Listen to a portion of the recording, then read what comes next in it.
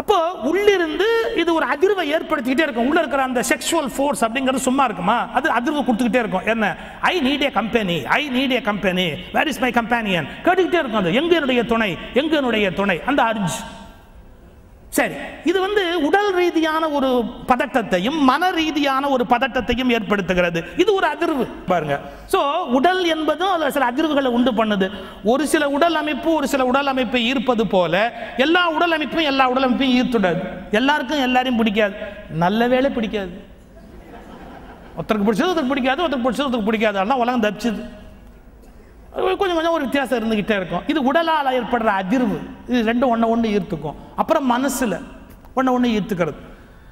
ஆனால் இந்த அதிர்வுகள் நம்ம குறையா சொல்றோம். அது என்ன இருந்தாலும் காமம், அது சின்ன விஷயம், அது சாதாரணமான விஷயம் அப்படின்னு பல பேர் பல விஷயத்தை கன்ஃபியூஸ் பண்ணிட்டாங்க சார். சிற்றின்பம்னு சொல்றதாலேயே அது என்னமோ ரொம்ப தாழ்ந்தது அப்படிங்கிற மாதிரி. அது சிற்றின்பம் தானே, சிற்றின்பம் அது சின்னது தாழ்ந்தது அப்படி சொல்லக்கூடாது. சிற்றின்பம்னு சொல்லிட்டா அது பெருமை குறைஞ்சது, அளவில் மரியாதை குறைஞ்சது அப்படின்னு அர்த்தமான. திருமூல தெளிவாக சொல்றார். இதில் உணர்கிற போது தான் இதனுடைய இன்னொரு நிலை தான் பேரின்பம் அப்படிங்கிறது புரிய ஆரம்பிக்கும். அதுக்கு எக்ஸாம்பிள் சொல்றாரு. ஒரு பெண்ணிட்ட போய் நீ உன் கணவனோடு இருந்தது என்ன அப்படிங்கிறத வெளியில் சொல்லணும்னா அந்த பெண்ணால் சொல்ல முடியுமா? அது மாதிரி தான் பரமாத்மாவோடு ஜீவாத்மா அனுபவிக்கிற இன்பம் அதை எப்படி வெளியே சொல்ல முடியும் அப்படின்னு அதுக்கு ஓமையே சொல்லி காட்டுறார் திருமூலர். அப்போ இதை அதோட கம்பேர் பண்ணுறாருன்னா, மாணிக்க வாசகர் தன்னை பெண்ணாக பாவிச்சுக்கிட்டு திருவம்பாவை பாடுறாருன்னா, நம்மாழ்வார் தன்னை பெண்ணாக பாவிச்சுக்கிட்டு பராங்குச நாயகின்னு பாடுறாருன்னு சொன்னால், சரீரத்தில் சரீர காதலை போலவே ஆண்டாள் என் கொங்கை கிழங்கை நான் பறித்து எரியணும் அப்படின்னு பாடுறான்னு சொன்னால், காமம் என்பதோ சிற்றின்பம் என்பதோ தரக்குறைவானது அல்ல. Please be clear. இல்லாட்டி இந்துக்கள் கோயிலில் சிற்பங்கள் எழுதி வைப்பாங்களா? கோயில் வாசலில் சிற்பத்தில் எழுதி வைப்பாங்களா? என்ன வெளியில அதை பார்த்துட்டு அப்புறமா உள்ளவா? ஏன் அதை பார்த்துட்டு அல்லது நீ ஜேர்னி இன்னர் ஜேர்னிக்கு புறப்பட்டாதான் உனக்கு உண்மை புரிய ஆரம்பிக்கும் அப்படின்னு அதை வெளியில எழுதி வச்சாங்க. கோயில் சிற்பங்களே வச்சாங்க, பாரு புரிஞ்சுக்கோ, அப்புறமா உள்ளவா. என்ன வித்தியாசம்னு கேட்டா, சிற்றின்பமும் குறைவானதல்ல. உலகத்தில் எந்த உயிரும் அனுபவித்த இன்பங்களிலேயே தலையானது சிற்றின்பம் தான். ஒரு உயிர் இந்த உலகத்தில் இருந்து அனுபவிச்ச இன்பங்கள்லேயே தலையானது சிற்றின்பம் தான். ஒரே ஒரு வித்தியாசம், சிற்றின்பத்தில் எதனால இந்த உயிர் இவ்வளவு சந்தோஷம் அடைஞ்சது தெரியுமோ? ரீசன் என்ன தெரியுமோ? அது சிற்றின்பத்தில் ஒரு எக்ஸ்ட்ரீம் ஹாப்பினஸ் என்ஜாய் பண்ணியிருக்கு ஒவ்வொரு உயிருமே. எதனால தெரியுமா? உங்களுடைய நான் என்கிற அகங்காரம் காணாமல் போகிற அரை வினாடி, அந்த வினாடி மட்டும்தான். ஏன் நான் என்கிற அகங்காரத்தை இழக்காத வரல அந்த செக்ஸ் அப்படிங்கிறத என்ஜாய் பண்ண முடியாது. சோ அந்த கணத்துல இவன் நான்கிறதை இழக்கிறான். இவன் நான்கிறதை இழக்கல அப்படின்னா இவனால பூரணமான அந்த நிலைக்கு போய் இன்பத்தை அனுபவிக்கவே முடியாது. நான்கிற அகங்காரம் உடையவர்களால் அந்த இன்பத்தை முழுமையாக தூக்க முடியாது. Please be open. அப்போ உங்கள் நானை இழந்த அந்த ஒரு வினாடியே இத்தனை இன்பம் என்றால், உங்கள் நானை பரமாத்மாவிடத்தில் இழந்து போகிற வாழ்க்கை எவ்வளவு இன்பகரமானது என்று சிற்றின்பத்தில் இருந்துதான் பேரின்பத்தையே புரிந்து கொள்ள முடியும். அந்த நான் டிசப்பியர் ஆன கணம் தான் சிற்றின்பம். அந்த நான்கிற அந்த ஈகோ ஒரு செகண்ட் ஒண்ணும் இல்லாம அப்படியே போச்சு. அந்த ஈகோ டிசப்பியர் ஆன கணத்துல எக்ஸ்ட்ரீம் ஹாப்பினஸ் இந்த நம்ம அனுபவிச்சது. ஒரு கணத்திலேயே இப்படி என்றால் வாழ்நாள் முழுவதும் அது பேரின்பம் அப்படின்னு அதுக்கு பேர் வச்சான். சிற்றின்பம் என்பது தரக்குறைவால் அல்ல. ஏன் அதுக்கு பேர் வச்சான்னு இப்ப சொல்லட்டுமா? இதில் சிற்றின்பத்தில் உங்கள் நான் என்கிற அகங்காரத்தை இழந்தாலும் கொஞ்ச நேரத்தில் உங்கள் நான் மறுபடியும் உங்களுக்குள் ஏறி உட்கார்ந்து கொள்ளும். ஆனால் பேரின்பத்தில் பரமாத்மாவிடத்தில் தன்னை இழந்துவிட்ட ஜீவாத்மா முற்றிலுமாகவே தன்னுடைய நான் என்பதை தொலைத்து விடுவதால் that is permanent, this is temporary. இந்த டிஃபரன்ஸுக்காக தான் இது டெம்பரவரி, அது பெர்மனன்ட். மற்றபடி அது கிரேட், இது பாவம்லாம் கிடையாது. இது தப்பு, அதுதான் சரி, அதெல்லாம் கிடையாது. இது மட்டும், அது வசதி, அதெல்லாம் கிடையாது. This is temporary, that is permanent. எப்பவுமே டெம்பரவரிக்கு பெர்மனன்ட்டுக்கும் ஒரு வித்தியாசம் இல்லையா? வாடகை வீட்டில் குடி இருக்கிறதுக்கும் சொந்தமாக ஒரு வீடு வாங்கிட்டு போகிறதுக்கு வித்தியாசம் இல்லையா? இது வாடகை வீடு, காலி பண்ணா போச்சு. அது சொந்த வீடு, பெர்மனண்டாகவே இருக்கலாம். சிற்றின்பத்துக்கும் பேரின்பத்துக்கும் இடையில இருக்கிற வெளிப்பாடு வேற எதுவுமே கிடையாது. அதனால தான் நடராஜா டான்ஸ் ஆடுற இடத்த சிற்றம்பலம்னு பேர் வச்சானே. சிற்றம்பலம்னு பேர் வச்சானே, அது என்ன தாழ்வான இடம்னு அர்த்தம்? அப்போ அது ஒரு ஆனந்த அதிர்வு நிகழ்ந்து கொண்டே இருக்கிற இடம். இந்த தெய்வத்தின் குரல் 6ஆம் பகுதியில் 458வது பக்கம் நடராஜாவுடைய டான்ஸை பற்றி சுவாமிகள் ரொம்ப அருமையாக பேசியிருக்கிறார். அற்புதமான பேச்சு. முரளி தெய்வத்தின்குள் புக்ஸு 7 வால்யூம் எனக்கு வாங்கி அனுப்பிச்சார். நான் படிச்சுட்டு பேசுறது இல்லைன்னு கண்டுபிடிச்சிட்டேன். இன்னைக்கு அனுப்பிச்சு விட்டார் படிங்க அப்படின்னு. 458வது பக்கம் சிற்சபையில் ஆடுகிறார் பாருங்க நடராஜா, அதை பற்றி பேசுகிறார். என்ன அந்த அதிர்வு, என்ன பியூட்டிஃபுல் கான்செப்ட் தெரியுமா? நடராஜாங்கிற கான்செப்ட் எவ்வளோ ஒரு பியூட்டிஃபுல் கான்செப்ட் தெரியுமா? அது என்ன, நடராஜா ஒரு காலை தூக்கி அப்படி ஒரு காலை அப்படி டான்ஸ் ஆடுற மாதிரி நிற்கிறாரு. நடராஜா நம்ம வச்சு கும்பிட்டுக்கிட்டு இருக்கிறோமே, சுழற்சி தான், இயக்கம்தான், ஸ்டாட்டிக்கா அப்படியே ஒரே இடமா இருந்தது அப்படின்னு சொன்னா இந்த பிரபஞ்சத்தில் என்ன இருக்கு? ஒண்ணுமே கிடையாது. அது மூவ் ஆகிட்டே இருக்கணும், வைப்ரேஷன் இருந்துகிட்டே இருக்கணும். இப்ப அந்த இயக்கம்னு ஒண்ணு இல்லைன்னு சொன்னா என்ன இருக்கு? கடல் தான் ஆவி ஆகணும், மழை ஆகணும், மறுபடியும் வந்து பெய்யணும், கடல்ல போய் கலக்கணும், மறுபடியும் போகணும், சொல்லணும், திருப்பி வரணும். அது நடக்கலன்னா இந்த நடராஜாவை மட்டும் நீங்க கொஞ்சம் கூர்ந்து கவனிங்க. பிரம்மம் அப்படின்னா அது ஒரு பெரிய வித்தியாசம் இருக்கு. என்ன, அது தானாகவே உருவாகி கொண்டது. இப்போ கிரியேட்டர்னு சொன்னீங்கன்னா அவரை படைச்சுட்டு தனியாக போய் நின்றுக்கிட்டாருன்னு அர்த்தமாயிடும். இங்கே அப்படி இல்லை. Creativity is God. கிரியேட்டர்ங்கிற பேச்சுக்கே இடம் இல்லை. கிரியேட்டிவிட்டி எப்படி பாருங்க, ஒரு பூ பூக்கிற போதும் அங்கு கடவுள் சிரிக்கிறார் என்று பொருள். கடவுளின் தகவல் ஒவ்வொரு அணுவிலும் எழுதப்பட்டிருக்கிறது. எந்தெந்த படைப்பு நிகழ்கிறதோ, படைப்பினுடைய ஒவ்வொரு இயக்கம் எங்கெங்க நிகழ்கிறதோ அந்த எல்லா இடங்களிலும் கடவுளின் செய்தி தகவல் தரப்பட்டிருக்கிறது. இன்னும் கொஞ்சம் கூட அந்த உதாரணத்தை இன்னும் கொஞ்சம் ஆழமா உள்ள போவோமா? மற்ற கலைகளை தேர்ந்தெடுக்காம கடவுள் டான்ஸ் ஆடுறதா நடராஜாவா கொண்டு போய் வச்சோமே, என்ன கான்செப்ட்ல வச்சோம்? இந்த பாருங்க, ஒரு ஓவியனில் இருந்து நீங்கள் ஓவியத்தை பிரிக்க முடியும்.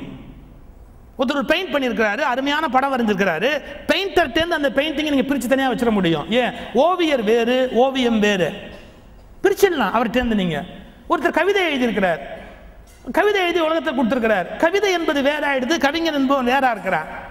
ஆனா உலகத்தில் என்னன்னா டான்சர்கிட்ட இருந்து டான்ஸை பிரிக்க முடியாது. டான்சர் அப்படிங்கிறவனே டான்ஸ் ஆடும்போது தான் டான்சர் அவன் இல்லையா? டான்ஸ்ல இருந்து டான்சரை எப்படி பிரிக்க முடியாதோ அப்படி கிரியேட்டிவிட்டியில இருந்து கிரியேட்டரை பிரிக்க முடியாது என்பதுதான் நடராஜ தத்துவத்தில் இருக்கிற மிகப்பெரிய ரகசியம். கிரியேட்டிவிட்டியில இருந்து கிரியேட்டரை பிரிக்க முடியாது. நீங்க இவரை தனியா பிச்சு இவர் தான் சுவாமி, இவர் தான் கடவுள் அப்படி தனியா கொண்டு பிக்ஸ் பண்ணவே முடியாது. ஏன், அந்த கிரியேட்டிவிட்டியுடைய ஒவ்வொரு மூவ்மெண்ட்டும் தான் கடவுளுடைய செயல்தன்மைகள். அந்த டான்ஸ்ல தான் எல்லாமே இருக்கு, டான்சர்கிட்ட இல்லை. டான்சரை எப்படி பிரிக்க முடியாதோ அப்படி கடவுளும் படைப்பும் பிரிக்கப்பட முடியாதவை என்று மிக நுட்பமான கருத்தை அந்த அதிர்வில் தான், இந்த பிரபஞ்சத்தின் நடராஜாவுடைய அதிர்வில் தான் இந்த பிரபஞ்சத்தின் இயக்கமே உண்டு என்று சிற்றம்பலத்தில் நடராஜாவுடைய ஆனந்த அதிர்வை பதிவு செய்தார். சிற்றம்பலத்தில் என்ன பார்க்குறீங்க? நடராஜாவுடைய ஆனந்த அதிர்வு. இப்ப அதே ஆனந்த அதிர்வு இந்த சிற்றம்பலத்துக்குள்ள இருக்கு. இதோட கம்பேர் பண்ணிட்டா அது பேரம்பலம். இதோட நீங்க கம்பேர் பண்ணிட்டீங்கன்னா சிதம்பரத்தில் இருக்கிறது பேரம்பலம். அதோட கம்பேர் பண்ணிட்டா இந்த பிரபஞ்சம் பேரம்பலம், அது சிற்றம்பலம். அது பேரம்பலம், அது சிற்றம்பலம். அதோட கம்பேர் பண்ணிட்டா அது பேரம்பலம், இது சிற்றம்பலம். ஏன், அப்படியே ஹியூமன் பாடியை தான் சிதம்பரம் கோயிலாக வச்சாங்க. 21,000 சுவாசம், அதுக்கு தகுந்த மாதிரி ஓடு, அதில் இருக்கிற கைமரங்களுடைய எண்ணிக்கை. இந்த அதில் கூட பார்த்தீங்கன்னா இடது பக்கமாக படியேறி போகிற மாதிரி தான் நடராஜாவுடைய சன்னதி இருக்கும். ஏன், ரத்த குழாய் இடது பக்கமாக நமக்கு இதயத்துக்குள்ளே வருது இல்லையா, அந்த தன்மைக்கு ஏற்ற மாதிரி இந்த இதயத்தினுடைய லப் டப் துடிப்பு இருக்கு இல்லையா, அதான் நடராஜாவுடைய டான்ஸு, அதான் டான்ஸு. இது எப்படி இயக்கத்துக்கு காரணமா இருக்கும், அப்படி பிரபஞ்சத்தினுடைய இயக்கத்துக்கு அவர் காரணமா இருக்கிறாரு அப்படின்னு இந்த ஆனந்த அதிர்வு, அந்த ஆனந்த அதிர்வு, அதுல இருந்து பிரபஞ்சத்தினுடைய பேர் அதிர்வு. இப்ப இது மூணையும் லயம் பண்ணணும். என்னுடைய துடிப்பை சிதம்பரத்தின் துடிப்போடு இணைத்து, சிதம்பரத்தின் துடிப்பையும் என்னுடைய துணைப்பையும் பரமாத்மாவுடைய பிரபஞ்சத்தினுடைய பேர் இயக்கம் இருக்கு அந்த துடிப்போடு இணைக்கிற போது இந்த ஆனந்தம் முழுமையாக லயமாகி விடுகிறது. இது தனித்தனியா இருக்கு. இப்ப எப்படி தெரியுமா, பிரபஞ்சத்தினுடைய இயக்கம் வேறையா இருக்கு, நம்மளோட இயக்கம் வேறையா இருக்கு. அதனாலதான் சஃபரிங் அப்படிங்கறதே ஏற்படுது. இப்போ எல்லாரும் ஒரு ஸ்ட்ரீம்ல போயிட்டு இருக்காங்க, ஒருத்தர் குறுக்க பூந்து இப்படி போறாரு வச்சுங்க, எவ்வளவு கஷ்டம் டிராபிக்ல. எல்லாருமே வண்டி ஒழுங்கா போகுது, அது பாட்டு போயிட்டே இருக்கலாம். ஒருத்தர் இப்படி பூந்து இந்த மோட்டார் பைக் வச்சிருக்கவங்க எல்லாம் இந்த வண்டியை முந்தி அந்த வண்டியை முந்தி இந்த வண்டியை முந்தி ஆம்புலன்ஸ்ல போனாதான் அவளுக்கு திருப்தி. எல்லா வண்டியும் விட்டு கடைசியில் ஆம்புலன்ஸ்ல போய் ஏறிக்கணும், ஒரே லட்சியம். இது எதுக்கு இது வேண்டாத வேலை? எல்லாம் போறானா நாமளும் அதே ஸ்ட்ரீம்ல எல்லாம் அப்படியே போயிட்டே போகலான்னு போனால் பிரச்சனையே கிடையாது. இதை விட்டு அங்கே போய், அதை விட்டு அங்கே போய் அப்படின்னா என்ன இது? அதே மாதிரி பிரபஞ்சத்தினுடைய பேர் இயற்கை எப்படி கொண்டு போகிறதோ அதுக்கு ஒத்திசைவு அதாவது நான் இணங்கி போறது, அந்த ஒத்திசைவோட போய் அந்த அதிர்வை அப்படியே உணர்ந்து கொண்டு அப்படியே கரைஞ்சிடுறது. இதுல சுவாமிகள் சொல்றாரு எப்படி டிசப்பியர் ஆகுது. பெரிய சயின்ஸ். அதாவது இப்ப நான் அப்படிங்கிற அகங்காரம் வீங்கி கொழுத்து பெருசா நிக்கிறது. நம்ம நான் எதில் நிக்கிறது? ஜாதி. ஏன் ஜாதி மாதிரி உண்டோ? ஏன் மதம் மாதிரி உண்டோ? நான் எவ்வளவு பணம் வச்சிருக்கேன் தெரியுமா? என் பணம் மாதிரி யார்ட்டையாவது உண்டா? ஏன் பவர், எவ்வளவு பெரிய பவர் பாருங்க. அது அப்படியே அந்த அகங்காரம் மல்டிப்ளை ஆகிட்டே போகுது. அகங்காரத்தை பற்றி ரொம்ப அழகாக சொன்னான். அதை எப்படி ஒழிக்கலாமல் போனாலும் அது புதுசாக ஒரு வடிவம் எடுத்துக்குமா. சில பாக்டீரியாவை மெடிக்கல் ஃபீல்டில் கண்ட்ரோலே பண்ண முடியாது. அவங்க கஷ்டப்பட்டு ஒழிச்ச உடனே அது புதுசாக இன்னொன்னா வந்து உட்காந்து. இப்போ சொல்கிறான் பன்றி காய்ச்சலே ஒரு மாடிஃபைடு ஃபார்ம். பன்னியில் என்ன மாடிஃபை? ஒரு மாடிஃபைடு ஃபார்மில் போகிறது சார். என்ன வந்தாலும் ஒரே பிராணம் வாங்குறது மொத்தத்தில். ஆனால் அது ஒரு மாடிஃபைடு, அது பாக்டீரியா கொஞ்சம் தன்னை மாடிஃபை பண்ணிச்சு அப்படிங்கிறான். ஒரு ஊருக்கு போயிருந்தேன். என்னப்பா உங்கள் ஊரில் பன்றி காய்ச்சல்? இல்லைங்க ஏரியா பின்தங்கிய ஏரியா சார். பறவை காய்ச்சல் இப்போ தான் வந்திருக்கு. இந்த பன்றி காய்ச்சல் வரதுக்கு கொஞ்சம் லேட்டாக. அவன் அதுக்கு மேலே சொல்கிறேன். அது பறவையோ பண்ணியோ என்னவா எப்படிதான் எடுத்துங்க. ஒரு பாக்டீரியா என்ன பண்ணுதான், அதை நீங்கள் அழிக்கிறதுக்குரிய மருந்து எல்லாம் பண்ண ஆரம்பிச்சிங்கன்னா அது வேலையாக போக்காது. இந்த பாக்டீரியா கூட அழிச்சு விடலாமா? சயின்ஸ் படிச்சவங்கன்னா சொல்ல கேள்வி. சில டாக்டர்லாம் வந்துடும் அவங்கள்ட்ட ஒட்டு கேட்டதுன்னு வச்சுங்களேன். அவங்க சொல்லுவாங்க இதை கூட அழிச்சு விடலாமா மருந்து கொடுத்து. வைரஸாக போய்ட்டு அதை அழிக்கவே முடியாது. அதுக்காக என்ன பண்ணுமா, வைரஸோட கூட்டணி வச்சுக்குமா சிலதெல்லாம். நீ பாதி நான் பாதி அப்படின்னு நீயா நானாலாம் கிடையாது. நீ பாதி நான் பாதின்னு சேர்ந்துட்டு அதோட சேர்த்துக்கிட்டு அதை அழிக்கவே முடியாது. அப்படி போய் உட்காந்துக்கணும். இந்த அகங்காரம் அந்த மாதிரி. எப்படின்னா நீங்கள் எவ்வளவு அதை கண்ட்ரோல் பண்ணான்னு நினச்சாலும் அது ஒரு டிஃப்ரெண்ட் ஃபார்ம் எடுத்துக்கணும். ஒன்றும் இல்லை, கோயிலில் போய் சாமி கும்பிட்டா அகங்காரம் போகும் அப்படின்னு சொல்கிறா. இப்போ கும்பிட்றவாளுக்கு இருக்கிற அகங்காரம் கும்பிடாத வாழ் கூட கிடையாது. ஏன்? சுவாமியை நமஸ்காரம் பண்ணும்போதே நம்முடைய நமஸ்காரத்தை எத்தனை பேர் பார்க்கிறார்கள் என்று அகங்காரம் திரும்பி பார்க்கிறது. தலை இறைவன் திருவடியில் போகும்போதே அகங்காரம் நம்மை கவனிக்கிறவர்களை கவனிக்கிறது. பாருங்க, நான் சுவாமி கும்பிட்றாப்புல யார் கும்பிட்டா, நான் ஜபம் பண்ணாப்புல யார் பண்ணா, நான் யஜ்ஞம் பண்ணாப்புல யார் பண்ணா, நான் யந்திரம் போட்டாப்புல யார் பண்ணா, என்ன மாதிரி என்னென்ன மாதிரி அந்த அகங்காரம் பாருங்க சாத்வீகமான அகங்காரமாகி இதுவே வீங்கி போயிடுது. ஒருத்தர் வீட்டுக்கு போனேன், இவ்வளோ ஜெராக்ஸ் காப்பி கொண்டு போய் போட்டார். என்ன அப்படின்னு, நான் எவ்வளவு கோடி ஸ்ரீராம ஜெயம் எழுதியிருக்கேன் பார்த்தீங்களா, எத்தனை கோடி ஸ்ரீராம ஜெயம் எழுதியிருக்கேன் பார்த்தீங்களா. நான் சொன்னேன் எதுக்கும் நீங்கள் போகும்போது கொரியரில் அனுப்பிச்சுட்டு போங்க. ஏன், ஒருவேளை வைகுந்தத்தில் உள்ள விடாட்டி இந்த பார்சலை காமிச்சது பற்றியா. இப்போ இங்கேருந்து அமெரிக்கா போகிறவங்களாம் எப்படி US டாலராக மாற்றிட்டு போகிறாங்களோ அங்கே போய் செலவு பண்ணுறதுக்கு, அது மாதிரி இவர் இங்கே ஸ்ரீராம ஜெயத்தை எழுதியிருக்காருல, இதெல்லாம் ராம நாணயங்களாக மாற்றிக்கொண்டு சொர்க்கத்தில் செலவு செய்ய போகிறார். அங்கே எடுத்துன்னு போய் செலவு பண்ண போகிறார். நான் 4 கோடி எழுதியிருக்கேன், நான் 3 கோடி எழுதியிருக்கிறேன். நீ 4 கோடி முறை ராமானு சொன்னதும் ஒன்று தான். தியாகையர் ஒரே ஒரு தடவை ராமானு சொன்னதும் ஒன்று தான்.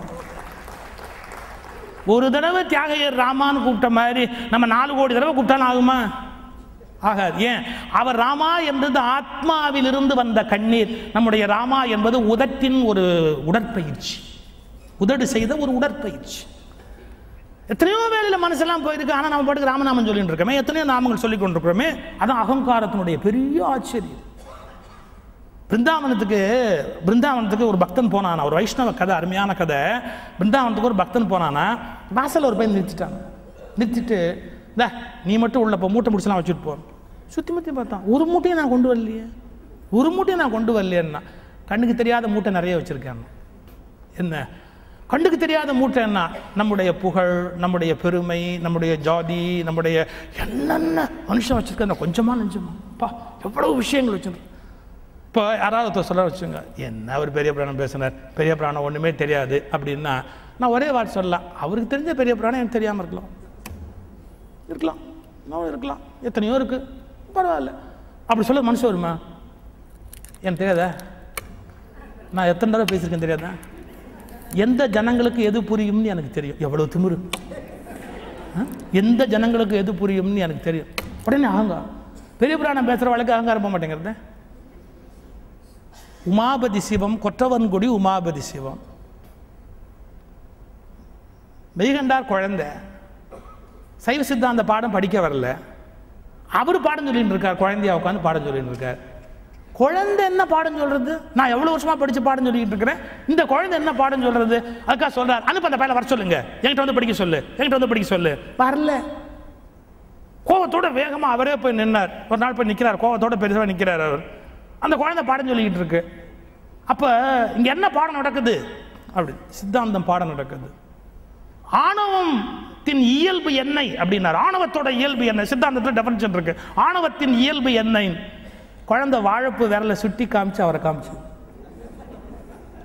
ஆணவத்தினுடைய இயல்பு என்னன்னு அவரை காமிச்சு. இதை விட ஒரு ஆணவம் இருக்க முடியுமா? என்ன என்னை விட நல்லா ஆணவத்தை பத்தி சொல்லி தரத்துக்கு ஆள் இல்லைன்னு நினைச்சா உனக்கு இருக்கிற ஆணவம் இந்த உலகத்தில் வேற எவனுக்கு இருக்கும்? ஆணவத்தை பத்தி சொல்லி கொடுக்கறதுக்கு என்ன தவிர வேற எவனுக்குமே தகுதி இல்லைன்னு நினைச்சா எவ்வளவு மோசமான ஆணவம் இது.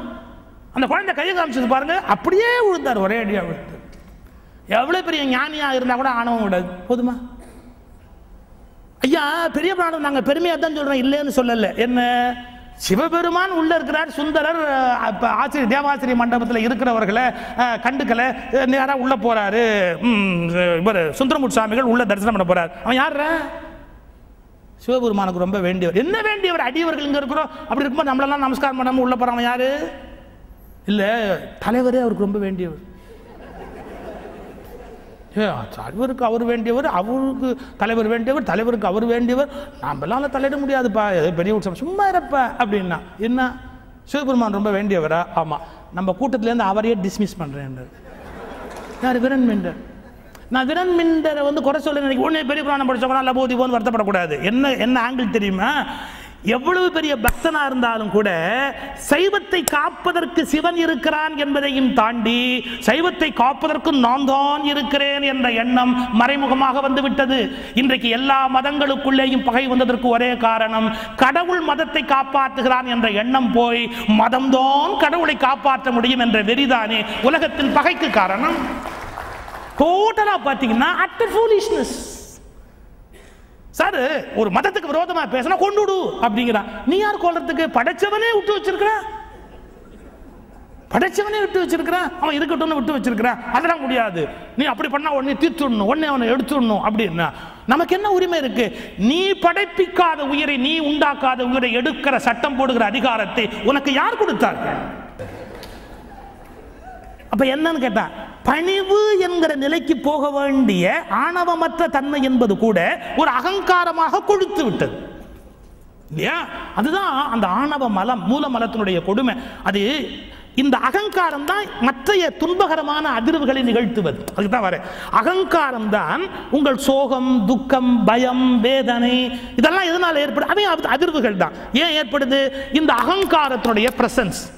இந்த அகங்காரம் கம்ப்ளீட்டா காலி ஆயிடுச்சு, அது எம்டி ஆயிடுச்சு, இல்லாம போயிடுச்சு அப்படின்னா பரமாத்மாவுடைய நான், அதை பெரியவர்கள் ஒரு வார்த்தையில் சொல்றாங்க, தப்பான நான் சரியான நான் யூஸ் பண்றாங்க. உங்க சொற்பொழிவில் தப்பான நானை தள்ளி சரியான நானை எடுத்து, டெக்னிக்கல் என்ன தெரியுமா? பராகந்தை, நம்முடைய அகந்தை, நம்முடைய ஆணவத்துக்கு அகந்தைன்னு பேரு, பரமாத்மாவுக்கு பராகந்தைன்னு பேர். இந்த அகந்தையை பர அகந்தை சப்ஸ்டியூட் பண்ணணும். இவ்வளவு பெரிய கடலுடைய ஒரு சின்ன துளினா அப்படின்னு அதை உணரும் போது இது டிசப்பியர் ஆயிடும். கபீர் இதை ஒரே வார்த்தையில் ரொம்ப அழகா சொல்லிட்டு போறார், உன் புல்லாங்குழலை காலியாக்குனர். உன் புல்லாங்குழலை காலியா. நீங்க எத்தனையோ இன்ஸ்ட்ருமெண்ட் இருக்கு, புல்லாங்குழலுக்கு என்ன பெரிய வித்தியாசம் இருக்கு, என்ன பெரிய சிறப்பு இருக்கு? புல்லாங்குழல என்ன சிறப்பு இருக்குன்னா அதுல ஒண்ணுமே இல்லைங்கிறது தான் சிறப்பு. இப்போ புல்லாங்குழல ஏதாவது இருக்கணும்னு சொல்லி உள்ளகளில் ஏதாவது அடைச்சுட்டோன்னு வச்சுக்கோங்க, புல்லாங்குழல வாசிக்க முடியுமோ? முடியாது. புல்லாங்குழல ஒண்ணுமே இல்லை, அதுதான் பிரமாதமாக அதை வித்வான் வாசிக்கிறார், அப்படி பிரமாதமாக வாசிக்கிறார். அதில் ஒண்ணுமே இல்லாததால தான் அதை வாசிக்கவே முடியுது. உள்ளுக்குள்ள நல்ல காத்து ஓடுது, வித்வான் கற்பனையும் அது உள்ள ஓடுது, அப்படியே மூச்சு காத்து ஓடுது, அப்படியே அது பாட்டுக்கு வந்து தேவ அமிர்தமாக வந்து கொட்டுது. கபீர் தான் சொல்றார், உன் புல்லாங்குழலை காலியாக்கு, உன் அகங்காரத்தால் நிரப்பாதே. உன் புல்லாங்குழலை காலியாக்கினால் கிருஷ்ணன் கையில் எடுக்கிறான், தேவ கீதத்தை இசைக்கிறான். ஏன் அவங்கிட்ட விட்டுட்டு என்டையரா, அப்போ அவனுடைய காற்று அவன் ஊதிட்டு போறான். அப்போ டோட்டல் சரண்டர், இதுல இருந்து வித்ரா பண்ணி மொத்தமா அதுல கொண்டு போய் விட்டுடு, காலியாக்கு, உன்னை எம்டி ஆக்கு அப்படிங்கிற. அந்த எம்டி ஆக்குற போது ஏற்படுகிற நிலை என்னன்னு கேட்டா, அதிர்விலிருந்து அது ஆனந்த அதிர்வாக